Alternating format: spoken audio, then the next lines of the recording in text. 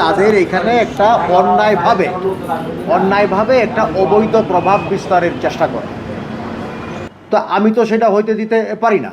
আমি কলেজের প্রিন্সিপাল, আমি তাদেরকে বোঝানোর চেষ্টা করি যে ভাই এই কথা এইভাবে প্রশ্ন করার, উত্তেজিত হওয়ার কোনো অধিকার আপনাদের তো নাই। তারপরে কি আমার কলেজের আয় ব্যয়, তো আমার কলেজের আয় ব্যয় দেখার জন্য আমার তো এখানে গভর্নিং বডি আছে, আমার মিনিস্ট্রি আছে, আমার ডিজি অফিস আছে, আমার জাতীয় বিশ্ববিদ্যালয় আছে, তারা দেখবে। তো আপনারা তো আমার কাছে তো এইসব প্রশ্ন করতে পারেন না। এইগুলি হচ্ছে একেবারে অপ্রাসঙ্গিক বিষয়, যেগুলো তাদের সাথে, তাদের অধিকারের সাথে এগুলোর কোনো সম্পর্ক নাই।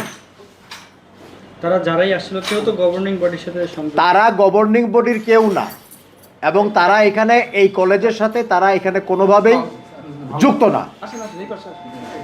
না। তারা এখানে স্রেফ বহিরাগত এবং এক ধরনের প্রভাব বিস্তারের চেষ্টা করে। ঘটনাটি আসলে আমি আর আমার স্যার, আমরা প্রিন্সিপাল স্যার, আমরা দুজন মিলে কাজ করছিলাম। আমাদের এখানে সামনে কিছু কমিটি তৈরি করতে হবে, সেগুলো নিয়ে কাজ করছিলাম। এর মধ্যে দেখলাম যে হঠাৎ করে 12 থেকে 14 জন হবে, ওনারা আসলেন, এসে এখানে বসলেন। বসে ওনারা বললেন যে স্যার জিজ্ঞেস করলেন ওনাদের পরিচয়।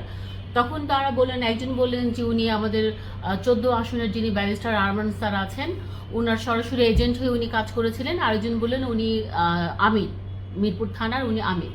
এই পরিচয় ওনারা দিলেন। বাকি জন্য ওনারা তেমন করে কোনো পরিচয় দেননি, এবং ওনারা সরাসরি স্যারকে কাইন্ড অফ অ্যাটাক করার মুডেই ওনারা জিজ্ঞেস করছিলেন যে আপনাদের কলেজে যে আয় ব্যয় কিছু সংক্রান্ত ঘটনা আছে, যেটা আমাদের কাছে আসছে, কিছু টিচাররা ইনফর্ম করেছে, টিচার তো না, আপনাদের কলেজের ভেতর থেকে কিছু ইনফরমেশন আমাদের কাছে আছে, সেটা সম্পর্কে আমরা জানতে চাই।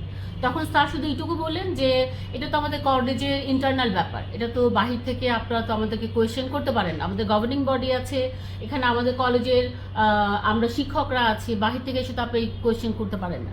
তখন ওনারা এই কথা বলতে বলতে ওনারা একটু উত্তেজিত হয়ে যায়।